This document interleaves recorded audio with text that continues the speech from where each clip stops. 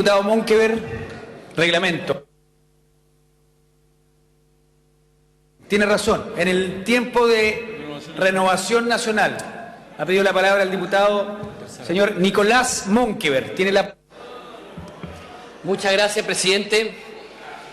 Yo no quisiera gastar mucho tiempo en esto, pero me es imposible no contestarle al diputado Fidel Espinosa que habló anteriormente. Creo que cuando uno hace una aseveración respecto a la deslegitimación de algunos parlamentarios por estar en este debate, en circunstancias que deben enfrentar situaciones judiciales, hay que tener la hidalguía para ser consecuente y decir que quienes primero deben enfrentar los tribunales de justicia y la primera campaña que por ahora estaría deslegitimada es la de la propia Presidenta de la República, que todos sabemos que tampoco tuvo un financiamiento absolutamente transparente. Y en segundo lugar, señor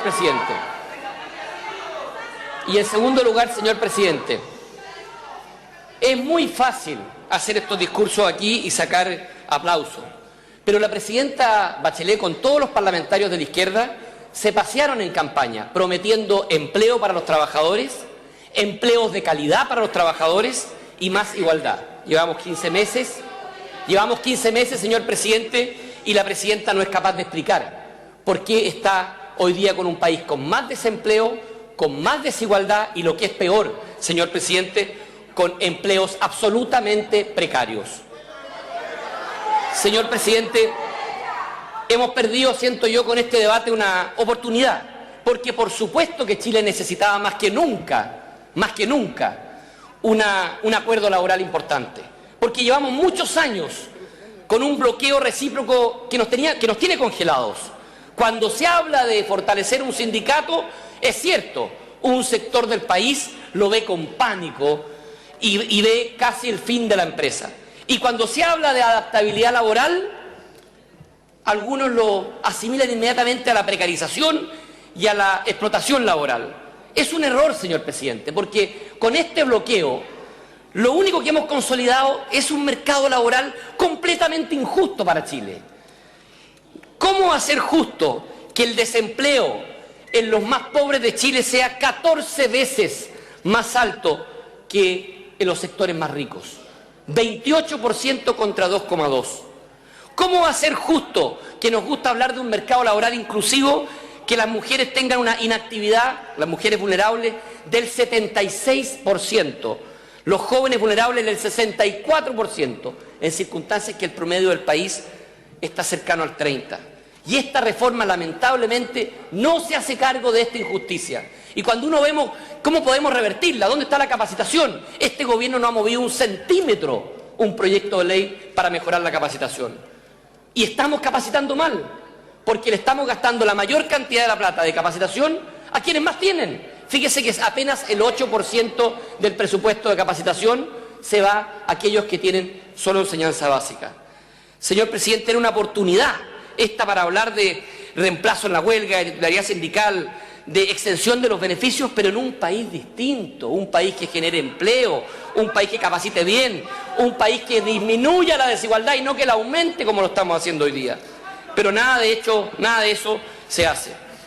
Señor presidente, yo quisiera abocarme a detectar, y ya hemos hablado en términos generales varias veces de estos puntos, pero este proyecto me obliga a no soslayar un debate que tiene que ver con ciertas argucias, ciertas trampas que tiene este proyecto y que, a mi juicio, no van a afectar a las grandes empresas, sino que especialmente van a afectar a las pequeñas y medianas empresas de nuestro país.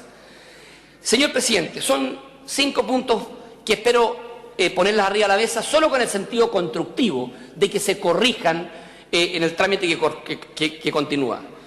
Señor presidente, hoy día una empresa que contesta oportunamente un proyecto de contrato colectivo por parte de un sindicato que agrupa, por ejemplo, a 70 trabajadores, probablemente lo va a hacer de la forma que más pueda optimizar, a juicio de ellos, los recursos de la empresa y para que más satisfaga al sindicato. Sin embargo, ¿qué opinaría usted si le dijera que a 5 días después de que le entrega formalmente la respuesta al sindicato, el sindicato le notifica que esta negociación colectiva no va a ser para los 70 afiliados al sindicato, sino que va a ser para los 150 trabajadores, es decir, el doble. Señor presidente, esto está en el artículo 333. En el proyecto que ahora estamos votando se permite precisamente que sin conocimiento del empleador, antes de la respuesta del contrato colectivo, el sindicato afilie en secreto a más trabajadores a fin de engrosar las filas de la huelga, y solamente después de 5 días tiene la obligación de notificar al empleador de este hecho. ¿Ustedes creen que ello implica nivelar la cancha de la negociación? ¿Implica ello ayudar verdaderamente a la paz social de la empresa? De ninguna manera. Porque no es lo mismo contestar, señor presidente, le pido que pida silencio, no es lo mismo contestar una propuesta de contrato colectivo para 70 trabajadores que para 170. En segundo lugar, señor presidente, hoy día, como quedó redactada la norma, un convenio colectivo vigente con la actual ley, fíjese que aprobada esta reforma laboral, al día siguiente, trabajadores de ese convenio colectivo podrían desahuciarlo, sin pedirle permiso a nadie, y afiliarse a un sindicato, a otra negociación colectiva de un sindicato. Tan simple como eso, porque no regulamos en absoluto la vigencia de los convenios colectivos celebrados con anterioridad con la ley vigente. ¿Dónde queda entonces la bilateralidad de los contratos de trabajo y el respeto a la vigencia de los mismos? Usted, ministro, ¿sabía acaso que esa norma puede aplicarse incluso si el convenio se negocia un mes antes de la vigencia de esta ley? Esto debe ser corregido porque genera, a mi juicio, un grave desincentivo para todas las negociaciones de convenios colectivos anteriores a la vigencia de esta ley, que podrían perfectamente verse burladas. En tercer lugar, el Ejecutivo ha sido enfático, el ministro de Hacienda también, en que el piso, el IPC, no se considera parte no se considera parte del piso de la negociación.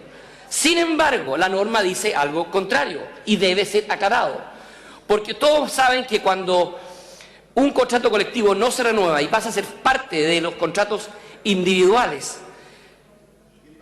y estos contratos individuales, por otra norma, son sencillamente el piso de la negociación cuando no hay contrato colectivo.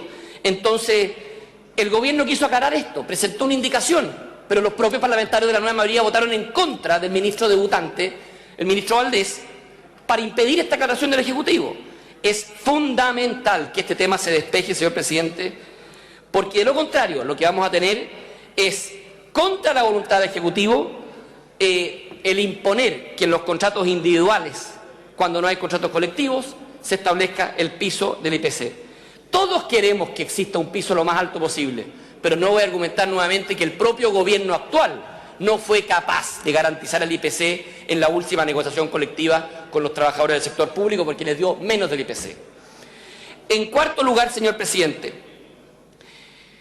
el inciso primero del artículo 360 señala que la calificación y la determinación de los servicios mínimos deben determinarse antes de la negociación colectiva. Me parece bien esa decisión del Ejecutivo.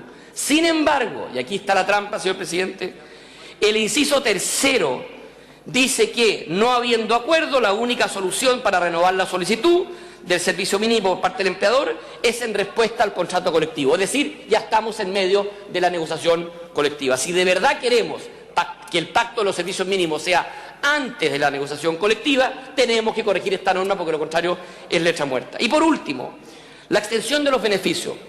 Fíjese una cosa, aquí las partes del instrumento colectivo, dice el artículo 323, podrán, no deberán, podrán acordar la extensión de los beneficios a otros trabajadores. Y en el caso de acordarlo, evidentemente, se agregó una norma que no puede ser que se acuerde en forma discrecional o discriminatoria para algunos trabajadores. Pero si no llegan a acuerdo, por las razones que sea, por el veto del empresario o por el veto del sindicato, se va a producir algo increíble, que trabajadores que hagan la misma función en la empresa, en el mismo lugar, van a tener beneficios distintos.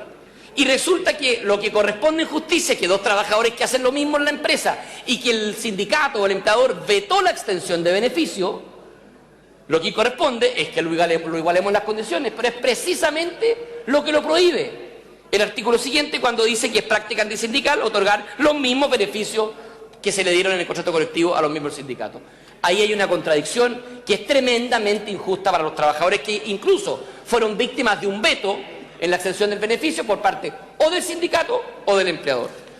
Espero constructivamente, señora ministra, que estas 5 sugerencias sean acogidas y corregidas en forma urgente. Yo no creo que se nos haya pasado. Aquí muchas veces no hay que ser ingenuo. Yo creo que aquí hay en algunas de ellas una doble intención, pero que, atención, perjudica a los trabajadores. Nada de esto perjudica al empleador. Todo esto perjudica a trabajadores. Y si perjudica a alguna empresa, no es a las empresas grandes que tienen equipos de asesores y de abogados que van a buscar la forma de soslayarse esto. Es a las pequeñas y medianas empresas.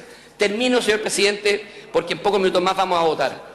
Me habría encantado, y se lo digo de verdad, porque he sido autor de muchos proyectos laborales que han beneficiado directamente al trabajador y que incluso han disgustado a ciertos empleadores. Me habría encantado ser parte activa a favor de esta reforma laboral, pero creo que el problema de origen de este proyecto del gobierno es que finalmente es una reforma que se construye en base al miedo. En base al miedo. ¡Qué paradoja! Quienes están detrás de esta reforma parece que tienen miedo, porque tienen miedo a que fortalezcamos los sindicatos a partir de la decisión voluntaria y libre del trabajador. Miedo a que el sindicato, bien constituido, con todas las normas, pueda pactar, si quiere, solo si quiere, flexibilidad laboral o nuevas jornadas o adaptabilidad, lo que quiera el sindicato. Miedo a que lo haga bajo su decisión, y tanto es el miedo que le exigimos un quórum mínimo del 30%. Miedo a terminar con dureza todos los fraudes del mal uso de sindicatos en la Constitución y en el uso de fuero. Miedo a terminarlo. ¿Por qué tenemos ese miedo? Miedo a sancionar con todas las de la ley las prácticas antisindicales violentas de empleadores y de trabajadores durante una huelga. ¿Cuál es el miedo a decir que se pierde el fuero, como se pierden otras prerrogativas, para aquel que promueve y excita la violencia física o moral en una huelga? Si de verdad queremos fortalecer la huelga legal, perdamos el miedo a decirlo en la ley.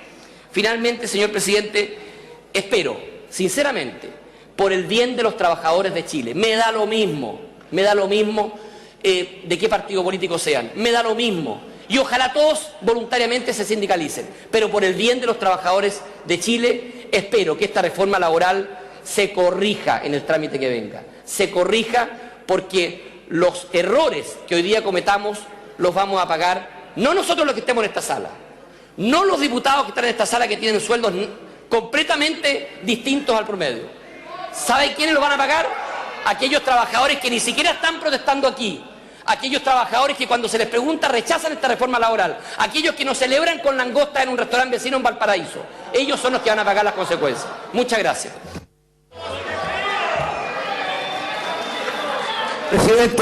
Presidente. Sí. Punto reglamento, presidente. Reglamento.